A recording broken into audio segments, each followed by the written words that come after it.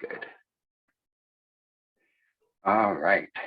Well, guitar enthusiasts, Merry Christmas and welcome to the Christmas day. I hope you guys are all having a fantastic day so far. I have with me a special person that I don't think needs any introduction, but hopefully you know this person. Lauren, how are you doing Christmas Day? How are you doing today? I'm doing fantastic, Eric. Thank you for having me here. You asked me if I could be interviewed for a special interview, and it was I think it's very cool to be on this side of the microphone and camera with you. So thank you. Thank you so much for joining us. And I know that members, they want to hear your story. And I think that you as a teacher, we look up to you and we follow your lead, but there's a lot of things that we don't know. So this will be a good opportunity for us to kind of go over some things and get to know a different side of our guitar coach. All right, Lauren. So can you tell us the story about how laurenbateman.com came to be? Because I was looking, and Jack sent me a link to a very old YouTube video. You look like you're like 12 years old in this. Yep. And my voice sounds like this. So laurenbateman.com is a concept that you've thought about for a long, long time. Yes. So the long story is I bought laurenbateman.com a very long time ago, and I've had a number of people, apparently there's other people named Lauren Bateman who've reached out to say, hey, can I buy your website? And I said, no, fortunately. I bought laurenbateman.com. I can't even remember, but a long time ago, maybe 2008, 2009, because I was trying to get into doing music. So laurenbateman.com started as just a website to host my performances. It was funny because Megan and I started dating. She never knew my schedule, so she used to use my website to learn what my schedule was, to see if I had a gig or if I didn't. Because I'm still to this day, I'm still not good at like saying, hey, I have an appointment on this day, or I'm going to be over here, or I'm going down to Florida. You know, I'll forget to tell her that I'm going away. So she used to use the website to keep track of me when we first started dating. So remember, Megan and I started dating in 2009, and I was still working at the pharmaceutical company at the time. And I think about probably 6 months into our relationship, I said, well, I told her I was retiring, that I didn't want to work anymore, which she thought was strange. Like, she didn't really understand it, but not that I didn't want to work, I just didn't want to do the work that I was doing. So about 6 months into our relationship, I quit my job to do music. Wow.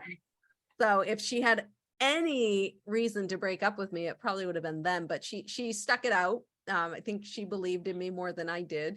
But, so I was doing this music thing, and this was 2009. And I said, what am I going to do? So we started, actually, it might've been early 2010. And I started teaching out of my apartment because I quit my job in August. I had already been teaching a little bit. And when I first started, I didn't teach guitar.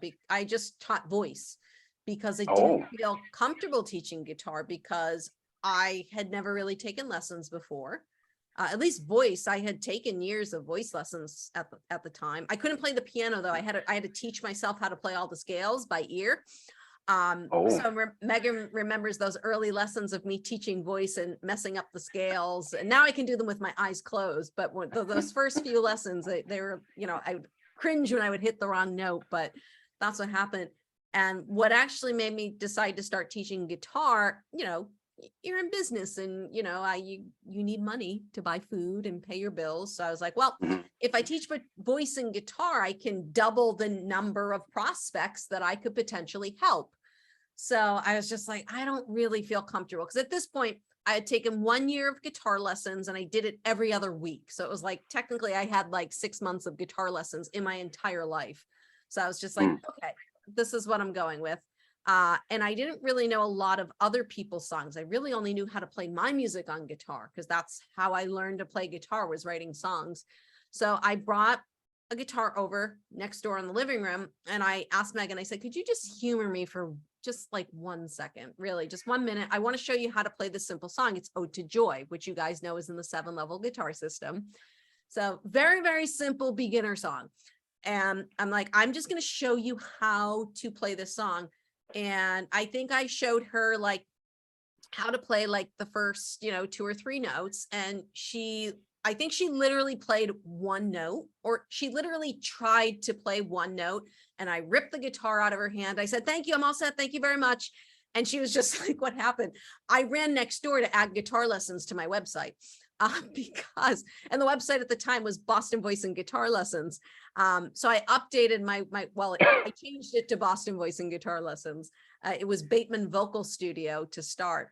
And so I added guitar. So it became Boston Voice and Guitar Lessons. So I added guitar to my website, being like, all right, I forgot how hard it was I had been playing guitar at this point, over a decade. And I had forgotten how hard it is for a beginner to just even fret a single note. And when I saw her struggling so much with just a single note, I said, oh my God, I can help people. That was the wake up call for me. I was like, all right, I've never had guitar lessons before, or like I've had very minimal guitar lessons. I can't read sheet music. I can't, there's a lot of things I can't do, but I can help someone get started. That's where I started. I was like, I can just help someone get started. And then in 2010, later that year, we moved into my studio in Medford. And I started teaching more and more, and I actually grew a lot by teaching because, as I said, I had only played my songs. So I didn't know how to play Dust in the Wind. I didn't know how to play. So at the time, students wanted to learn these songs. So I had to go and learn the songs so that I could teach them to the students, because I never played them before. So that's why which is, everything in life has trade-offs. There's a plus to me as a teacher, because I always made sure I was very organized for my lessons. That's why the chord charts are the way they are. My chord charts and all my lesson materials, they were very detailed, because for me, I don't have a good ear. For example, you guys met Paul Tutteroff, some of you at the live event. Paul can listen to a song by ear and tell you what they're playing. He can write out the lead guitar. I can't do that. I didn't train my ear like that. So for me, I had to make sure that I was 100% prepared for a lesson so that I could teach someone. So it just made me very good with my prep work and my lesson materials. And then eventually I got a collection of materials, which you guys are benefiting from. And I became a better guitar player through teaching. So that was interesting. But in 2010, to go back the long story to answering your question, I actually started teaching on YouTube in 2010. But it wasn't under laurenbateman.com. It was under Guitar with Lauren. It was called Guitar with Lauren. And I started a completely separate YouTube channel that's still out there somewhere. I've never found it again. I don't think I shut it down, but I couldn't remember how to get in to the YouTube account. So there's these old videos from 2010 that are on YouTube somewhere that I could never find. But there are some old ones that you'll find on my YouTube channel that were Boston Voice and Guitar Lessons. That I think that was what I was promoting. And I had started teaching through Guitar with Lauren. And at the time I was working with a business coach and a business mentor who I didn't realize at the time had a very scarcity mindset. So basically being part of that program meant I couldn't teach online. And I shut down the website, and I never uploaded another video to YouTube about guitar teaching until 2017, 7 years later. So imagine I could have like 3 million subscribers at this point. You would. Happen for a reason. I know a lot more about business in 2017 than I did in 2010. I hadn't even Okay. run a real business at that point. So that's where things started. But yeah, you could find these old videos from 2010. I got my winter cap on and my voice is like down here and I look like I'm 10 years old. Like, I think I was, so it was 2010. So I was 26 or 27 in those videos. Oh my. I know it's only like 12 years ago, but I look at, I'm like, God, I look so young. But that's where this started. And then, you know, I started teaching, and then laurenbateman.com, once the car crash, I had a car crash through my business in 2014, which made me kind of have to put performing to the side a bit, because I had to focus on the business and keeping the business alive and saving the business. So at that point, laurenbateman.com just sat there for a very long time, and I did nothing with it until I went to a conference in 2017, and it was Grant Cardone's 10X Growth Conference. It was the first conference, and I couldn't afford to go. I could afford maybe the general ticket. I think the general ticket was like $500. Might have been a little bit less, but I think it was $500. And of course, I'm talking to Megan. She's like, you know, you're going to want the VIP. And I was just like, but the VIP was 2,500, 2,500. I was just like, the only way I can afford to do that is I have to put it on a credit card. And so that's what I did. I put it on a credit card and I figured out a way to pay it out. That's just always been my philosophy in life. Like, I'll do it and I'll figure it out later. And it's worked out really well for me for very many years. So I went to this conference, and one of the things he said to me was, if you're not online, you will die. So it's like, if you have a business and you're not online, you will go the way of the dinosaurs. And I was like, oh, shoot. I was like, he's right. Okay. And I had been wanting to go online for a while. I was still working with this same mentor at the time. And I decided at that point that I was going to walk away, which was a very, very hard thing for me to do, because it was kind of like a cult. So when I walked away, I basically got blacklisted from all these people and all my friends. So I lost the community that you guys have in the 7-level guitar system. That's what I had.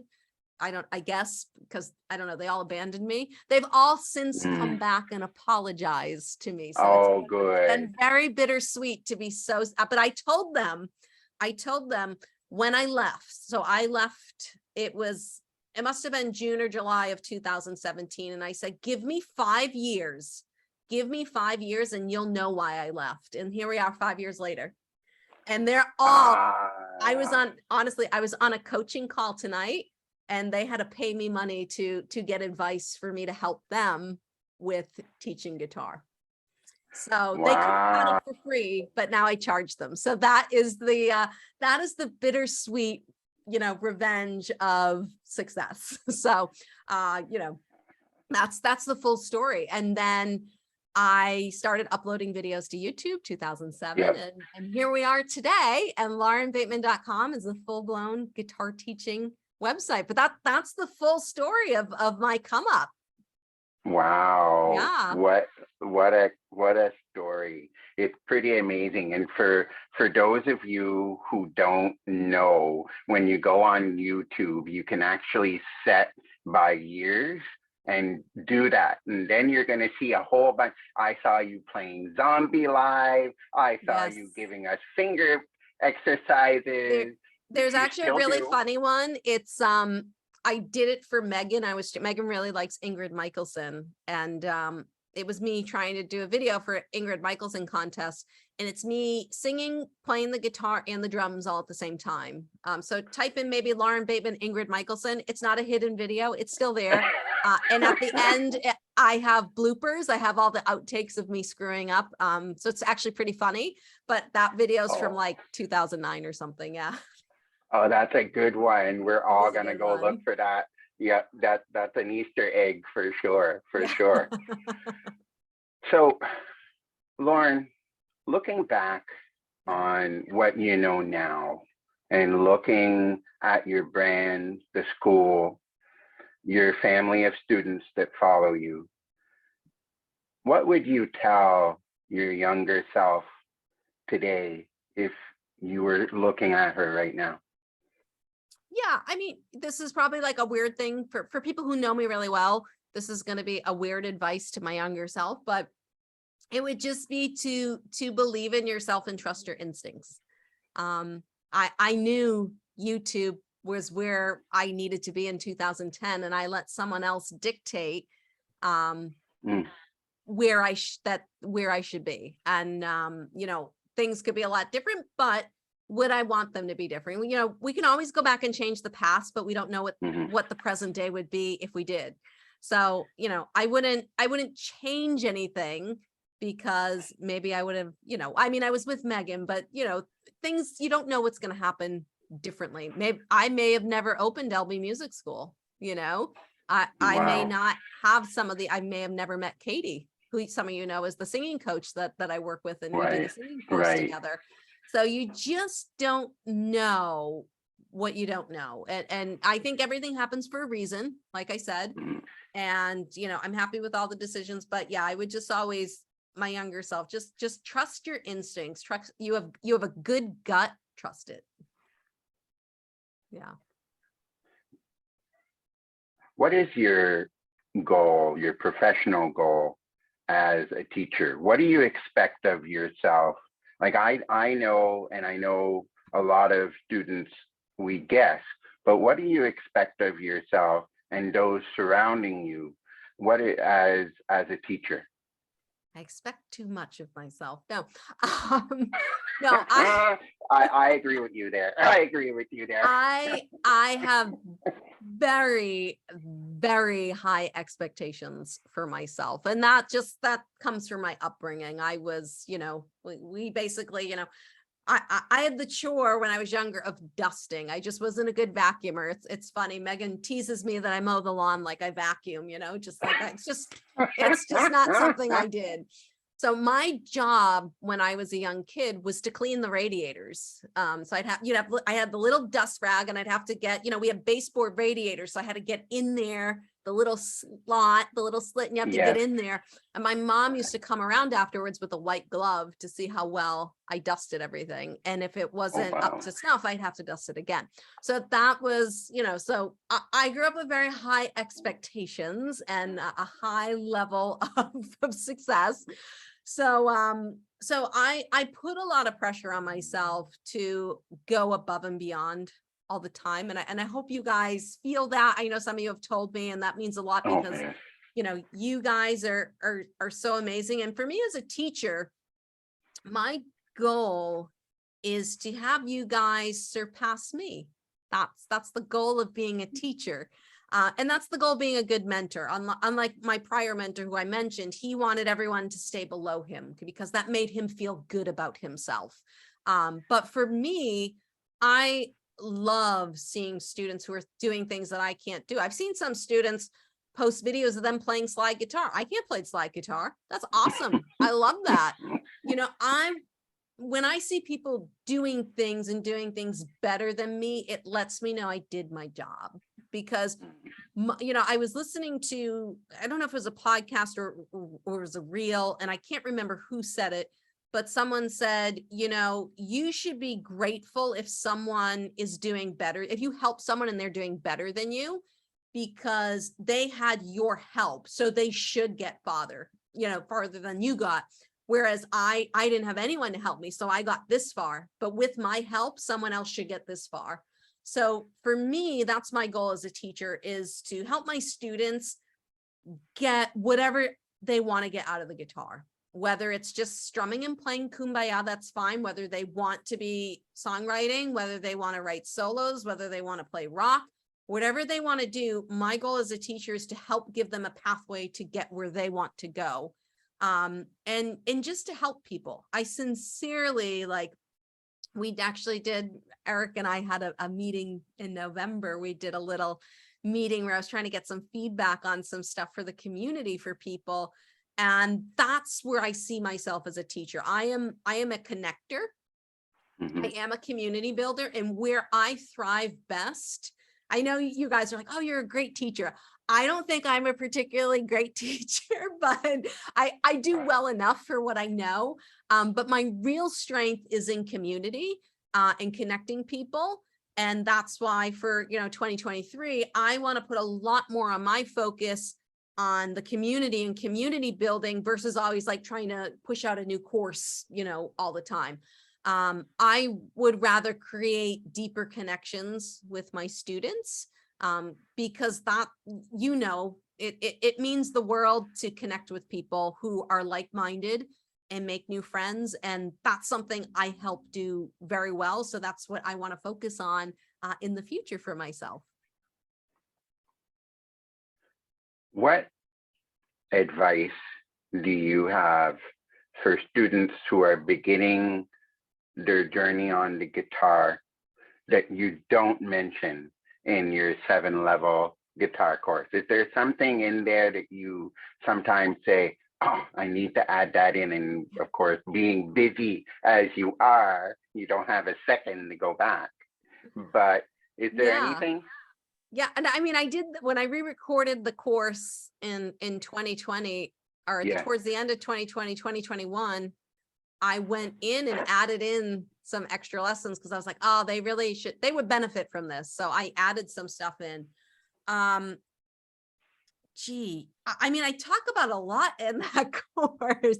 And I don't want to say I've left any stone unturned, because I'm sure there's some that are unturned. I think the biggest piece of advice, and I know I send it in emails and I should, and I've mentioned it in videos, but really to emphasize that this is a process and it's not an overnight success thing. It doesn't happen.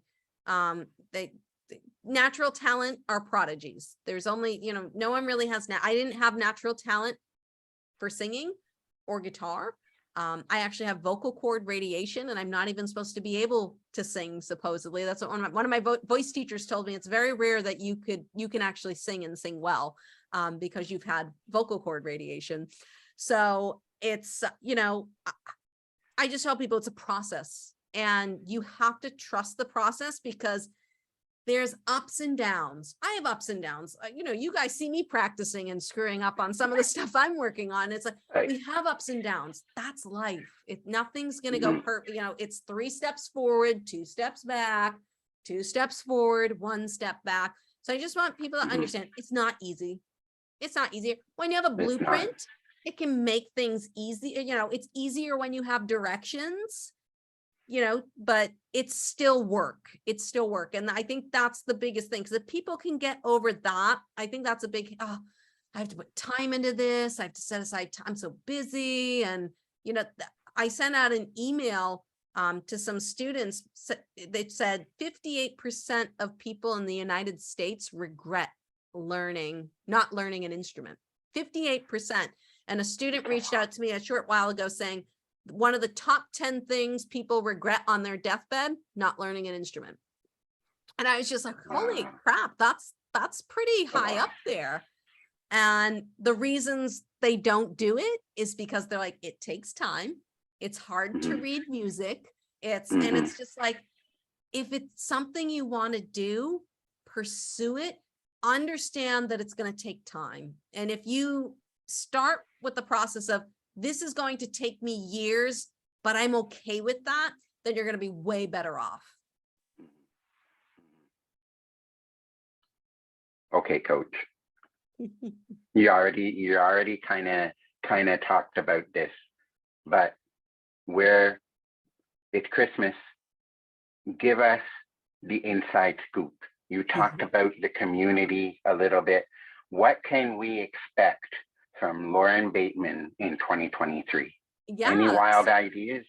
Yeah, well, I will share some sneak previews of conversations I've had with people.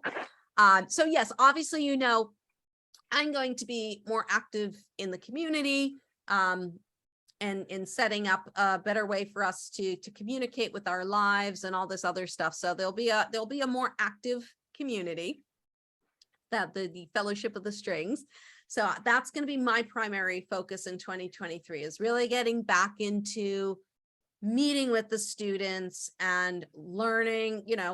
I know I can't learn who everyone is, but it's my goal. Someone was like, what makes you really unique? What makes you different? And I was like, I think it's because I really do care. And I try to be as accessible as possible. As possible. If someone, people tell me all the time, they're like, if someone asks you a question, they should pay you for the answer. And I'm just like, I can't do that. They ask me a question, like I have to answer them. If someone asks a question on YouTube, it's like, of course I'm going to answer I have to, like that's just my personality. Like I have to help someone. So that's what I really want to focus on in 2023, is giving as much of my time possible to the students in the community. That's going to be my biggest thing. I have some teachers who are coming in that are going to do some courses, ones that I have confirmed so far. So we have Charlie Long coming in, fantastic blues and jazz guitarist. He's going to be doing, he's already sending me videos, so I already know this one's definitely happening.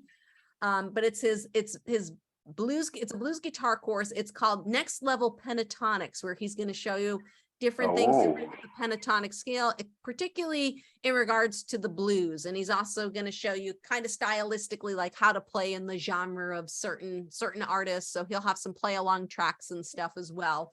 So he's working on that currently. I had a discussion with Paul Tutteroff, whom some of you met at the event. I got such great feedback from a lot of people. They're like, we need more Paul. We need more Paul. So I had a conversation with Paul. He's actually one of the lifetime students had reached out to me privately and was like, I really, I know Paul did this thing at the event with like all the delay, and he talked about reverb, and she was like, I still don't really understand what some of that stuff is. So when I had a discussion with Paul, he's basically going to refilm his entire workshop that he did at the event. But he's going to use screen recording so that you guys can see him playing with the knobs and all the stuff for pedals and effects. So he's going to do a really in-depth pedals and effects course for us. Just like that will probably be more like a mini course and a workshop. But we also talked about him doing a rock rhythm guitar course. How to play in the style of AC/DC, how to play like Zeppelin, So Paul's more of like your rock 80s hair metal kind of guy. He's a little rough around the edges, but we love him. But no, he's going to do more of the rock stuff. And he was like, hey, I could do a really cool rhythm rock guitar. And he's like, I'll write some original songs for the students so that they can play along with it and learn how to play in the style. I'll show them some of the different like power chord inversions and all these different, he might even, because I mentioned, could you do a song in drop D or drop C sharp or something like a rock tuning? And he's like, all right, we can do that. So he's going to work on a rock rhythm course. Those probably won't come out until, Q1 of 2023 was kind of the deadline I gave him. So I know those are on the shelf. I talked with Katie about doing a music theory 102 course, because I sent out a survey a while ago asking some people what they wanted, and music theory was on there big time. So I might collaborate with Katie to do a course, because obviously Katie doesn't play guitar. So she could talk about a lot of the theory, but I can translate it to the guitar for you guys. So it'll be fun, learning about chord inversions and stuff and different stuff like that.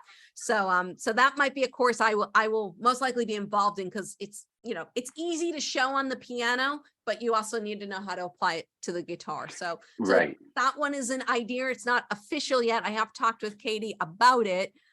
So it is on the idea list, and she said she's interested. So it's just finding a time to sit down and start brainstorming. Yeah, with all my free time to sit down. Yeah. Wow, that sounds so amazing. It's so exciting, isn't it? It is exciting. I when I first started this, I didn't know what it was going to end up being. I knew it would be successful, just because you don't go into something thinking it's not going to be successful. Did I think it would be this? No. Like when we had the event in August, even my mom, I just saw my mom a few weeks ago, and she was just still telling everyone, Lauren did this event and all these people came and played with her. I think it was like a proud mom moment for her, because my mom, my mom always knew, I think, that I could do big and powerful things, and that I had the power to influence people in a good way. So I think she's very proud of me to see me doing something on such a big level. You always want to make your parents proud. And I can tell you that both of my parents are very, very proud. And Oh, that's a good feeling. So, you know, it's crazy to think where this has gone. You know, how many YouTube subscribers I have. It's phenomenal, you know, and it is. I want to keep going with it. And like I said, my favorite part is the students. It really is. Like, you guys are so awesome. I love interacting with you. I love your stories. And it's made my life so rewarding. So I have to thank you guys for that, because you're part of that. You're part of this whole story. I wouldn't be here. We wouldn't be doing this interview if it wasn't for the students. Well, Coach, I know we've got a Christmas party to go to and see family and stuff, so we're gonna go. But I just want to say, and I know I'm speaking for everyone, don't ever think that you're not a good teacher. You're a great teacher, and there's no words that can describe what you mean to us, and we're very, very, very proud to be part of your tribe. Thank you so much. You'll make Merry me Christmas, cry. You'll Coach. make me cry. Yeah, I know. I'm trying not to either. Merry Christmas, Coach. Merry Christmas. Have a Merry Christmas, everyone, and Happy Hanukkah too. Bye, guys. See you soon. All right. Perfect. All right. Let me